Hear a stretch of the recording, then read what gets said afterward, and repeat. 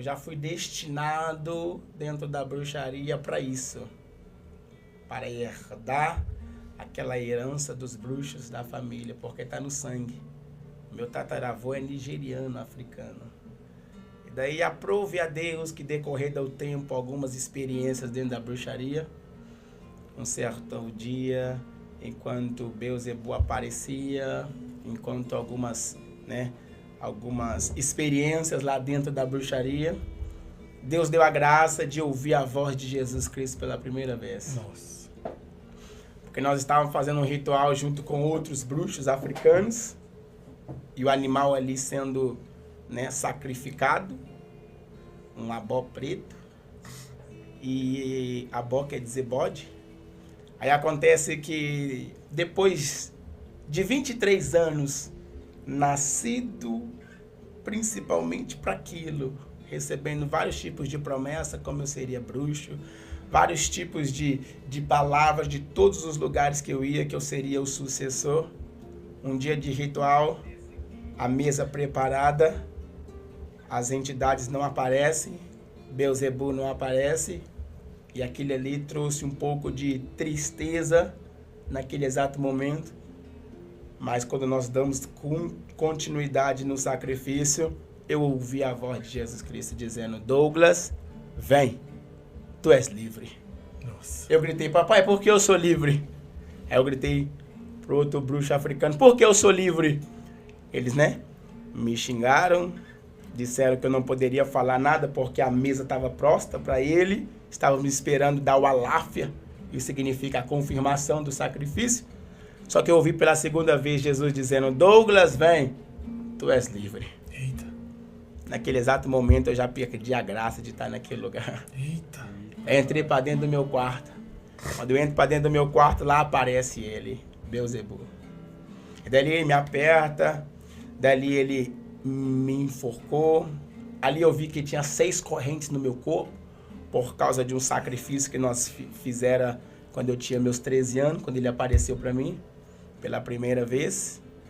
Mas ali eu já estava determinado. É até algo que eu vou contar aqui, que eu gosto de contar. Eu não sabia quem era aquela voz que me chamou, mas a paz que eu senti naquele momento, eu coloquei dentro do meu coração: eu quero isso para mim, eu quero ouvir essa voz de novo.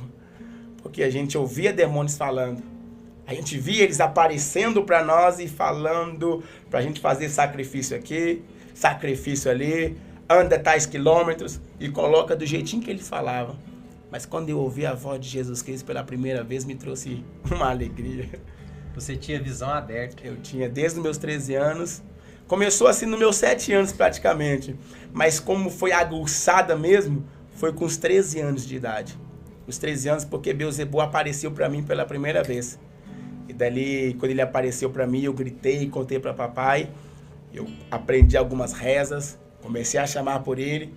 Aí depois na bruxaria nunca mais foi o mesmo. E como era a aparência dele? Então, ele aparece com as patas traseiras de bode. O corpo é o corpo de mulher, seios de mulheres. E aí aquela cabeça feia de um animal, masculino, um bode. E quando ele apareceu para mim em pé, ele olhava para mim e eu gritei pelo meu pai. Falei: pai, ele tá ali. Eu falei o nome dele em hebraico. Por questão de ética, Jesus tem que ser glorificado, eu não vou mencionar esse nome. E quando eu falei o nome dele em hebraico, o papai disse: não precisa ter medo. Fala essas palavras, chama ele assim, que tá tudo certo. Então eu comecei a cultuar ele. Ele me levou a algumas cavernas, algumas vezes. As cavernas, quando eu entrava, tinha portas.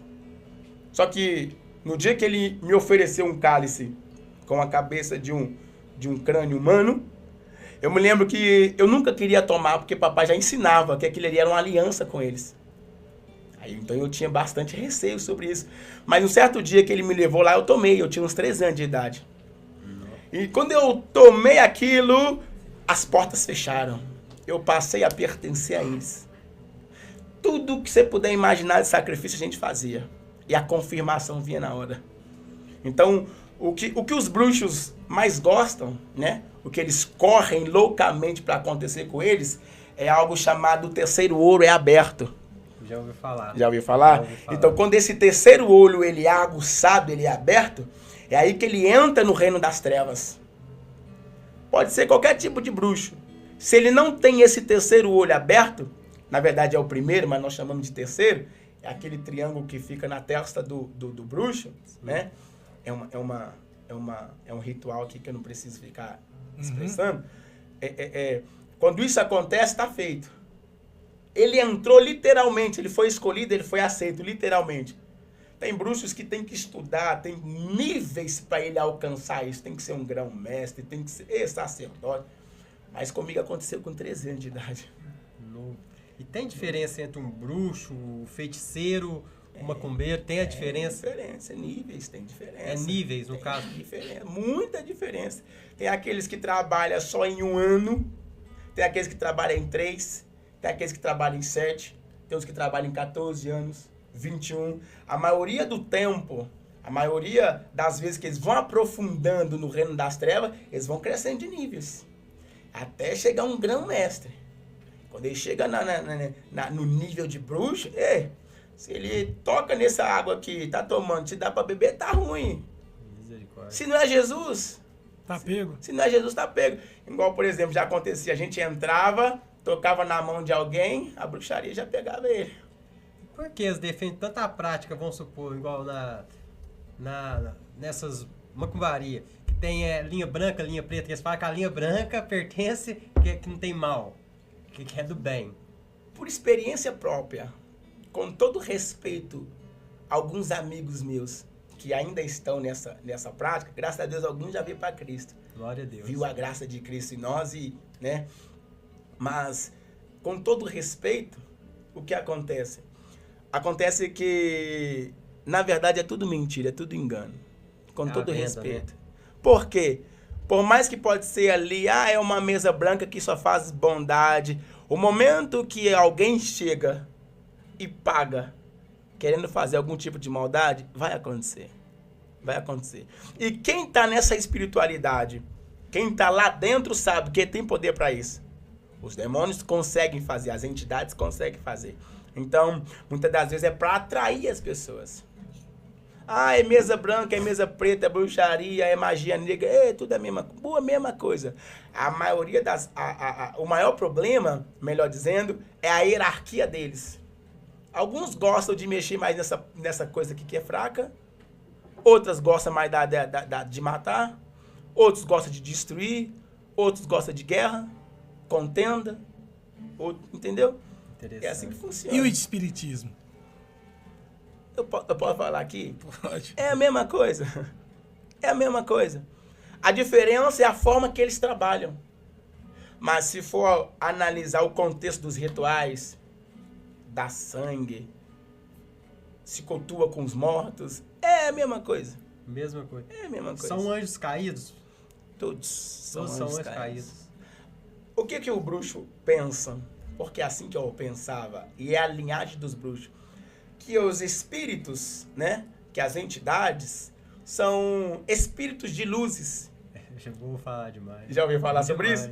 Que eles são bons, que Deus criou, o Criador criou para nós ter livre acesso, porque eles são baseados na força da natureza. Essa é a tese que nós aprendíamos. Só que quem está lá dentro e quem está de fato conhece a verdade da bruxaria, sabe que vai além disso. A bruxaria tem um seu lado oculto que, por questão de ética, né? Como eu tenho muitos amigos que ainda estão lá dentro, mas é tudo engano.